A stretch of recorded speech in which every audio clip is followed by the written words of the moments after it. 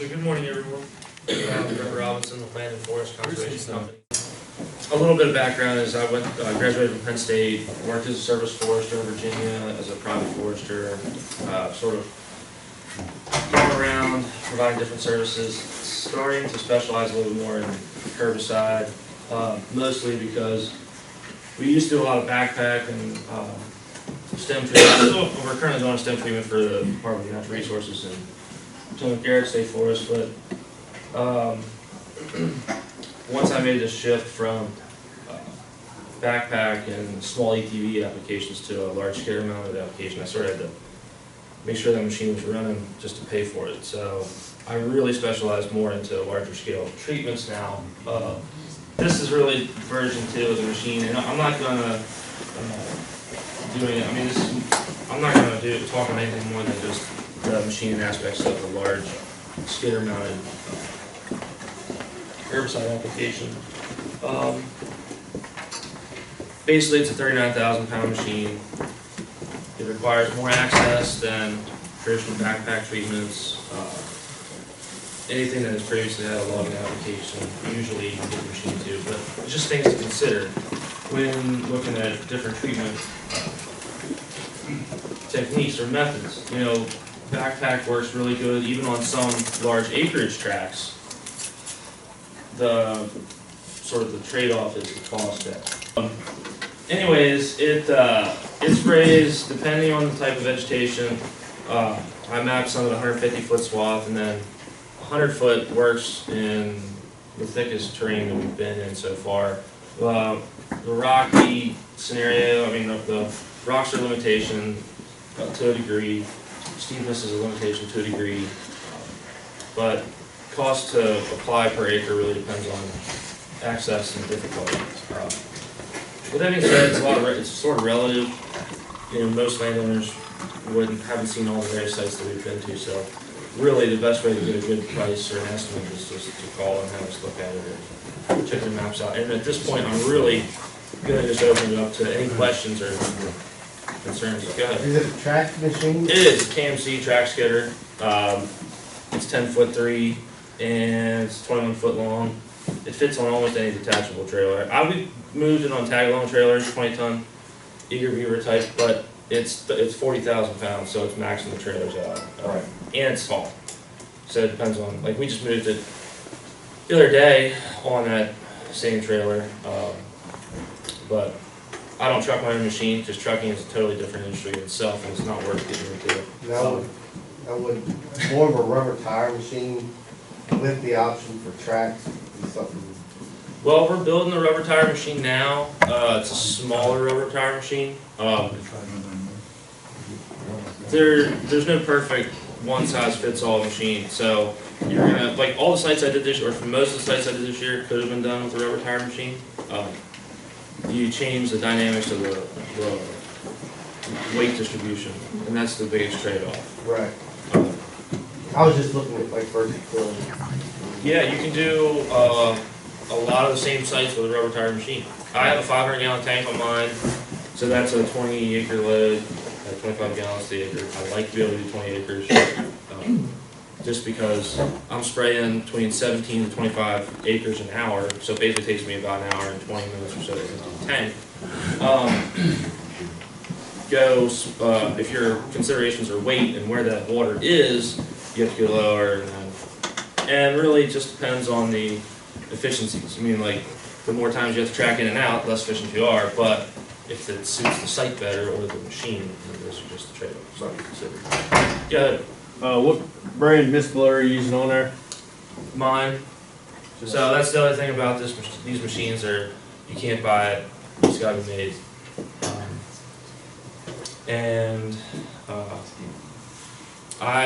From being from Adams County, relied heavily on the orchard industry, and so I also have a lot of parts available because of that. So mine would, if you were in the industry, it would resemble a Duran Whalen machine a lot, but it would also be pretty, I guess, trippy if you were also a Duran Whalen guy, because you look at it and be like, what the world is that? Just the plumbing and everything, because you're taking you're taking a sprayer that's 14 feet long, pulled behind a tractor, making it, we are 72 inches from front of the tank to the rear, and I don't extend past the tank at all. So it takes, you really gotta find specialized couplings and so forth, so. You're making your own setup. Right? Yeah, yep. And actually, there's a guy not too far from here that, I came up with the design plan, and he's an awesome fabricator with lots of tools, and we put it all together probably 9 miles from here. Well, Yep. Can you just spray one side, or is it always on? Yep, I can spray, I have 5 boom sections, I wanna make 7, so that I can spray, there's instances where, say you have a lot of advanced regen, under a shrub layer of, say, spiced bush or bush honeysuckle. Well, yeah, you can, take the top set of nozzles, leave those on, turn everything else off. Now, you won't also be getting behind you, per se, but you can spray just the side top.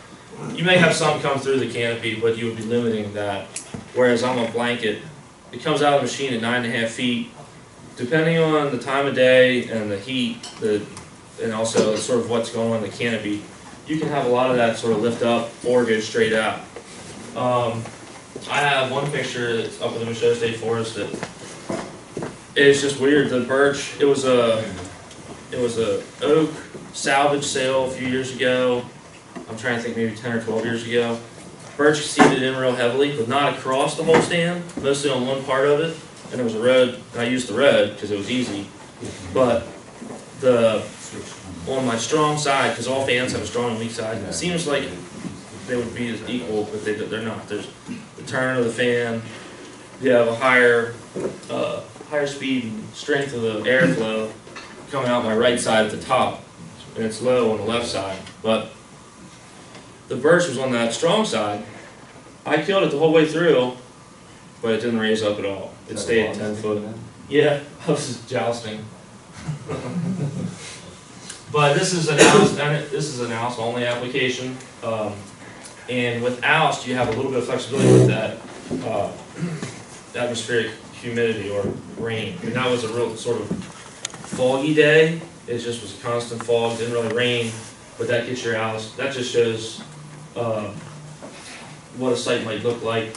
I didn't over apply here. One thing you have with GPS guidance, whether it's ag, harvesting, planting, spraying, they're used to faster moving machines than forestry machines. So they always want to go in slow mode, which then turns you around backwards.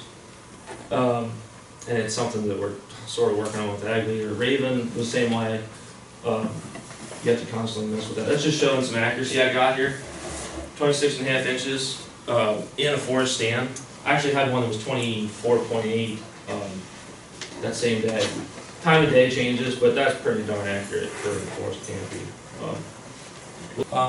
You can go anywhere you want, but there's consequences to it. So it fits on tag-on trailers, like I said, but predominantly you want to get it there on a low boy, which drastically changes access to. Like there's a 260 acres for the Game Commission that I'm supposed to try to find how to get into somehow, but township roads, that's why trucking is just, it's a nightmare.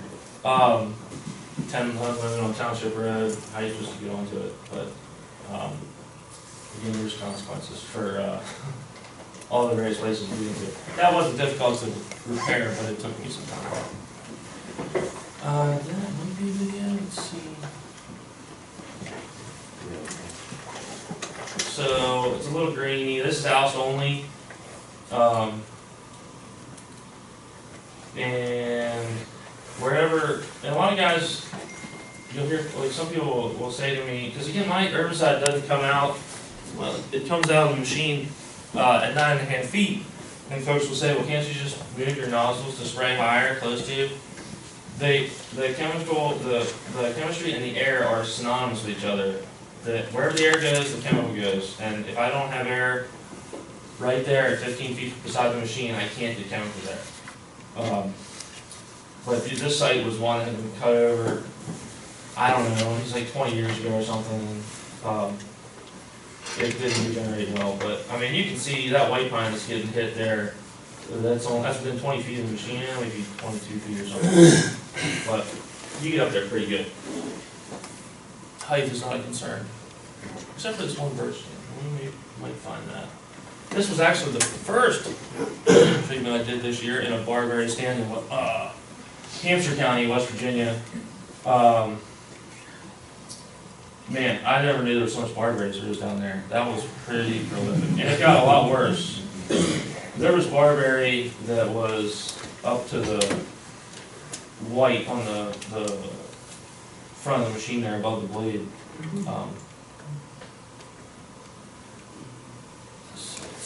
I tried to stack some videos in, because videos do a lot more for showing what what a typical scenario is like.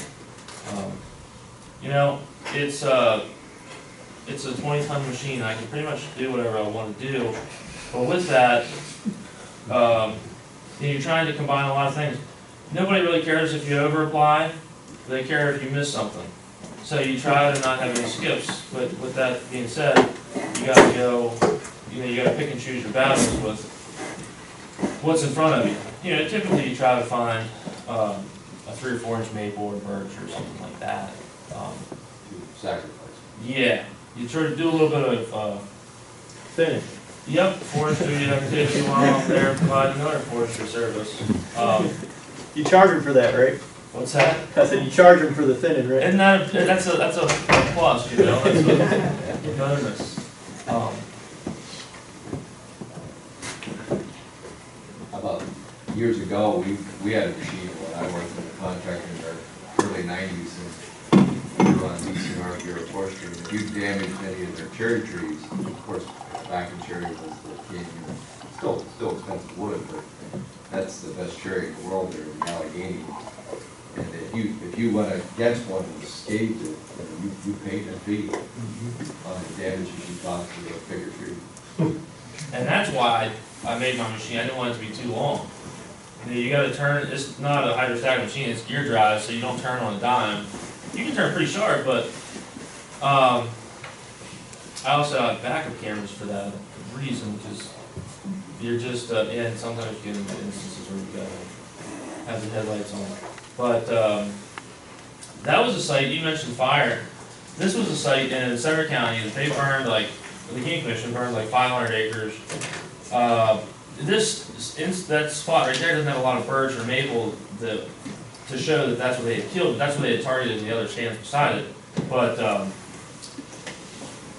fern does not respond negatively to fire. In other words, I guess the remaining potash. They released. Yeah, and it was prolific. So they are changing their strategy there. And with a 20-ton machine, you think you could go anywhere, but I got stuck on a stump on flat ground. I was really enjoying that track until I got stuck there, and I ended up digging a 4-foot hole on that side, and I still couldn't get out. So that's what I wanted to show. I mean, because of having $250,000 in that machine, I don't do a whole lot of hand treatments. Now, that being said, sometimes you have a couple of things that you can touch up or so forth, because I'm spraying over 100 feet wide. You gotta sort of do as much best you can, getting close to buffers. And some people, forestry today isn't squares like it used to be. And I gotta say, it would be sort of nice if we went back a little bit in time to be a little bit less small impact or whatever, just from my standpoint. Okay, I guess I'll have to live with that. But because of odd shapes of track size and so forth, you still utilize those smaller techniques or those lighter impact techniques, but to a lot less degree. So I'll be around all day. Go ahead. How many hours you put on that skidder in a year? This year I put on 200 and just counted them yesterday, 243. And did you buy that skidder new or did you buy it used? It had 0 hours. Okay. And I only put 11 on last year. So you bill by the acre? Yeah. I mean, I could do it by the hour too, because my production per hour is easy to monitor in my spray computer. But typically by the acre. Bret will admit that you still finally got all the bugs out of there. You kind of got this last year towards the middle of the season, kind of working towards the bugs. This was the first full season, 15 1,800 Yeah, acres. 1,500 acres. There's a contractor that he knows and works with sometimes, that one machine, he did 3,700 acres in the same time frame that he did 15 or 16. So that's what probably you'll see Bret doing next year, because it takes a little bit of time to get the logistics and get everything figured out.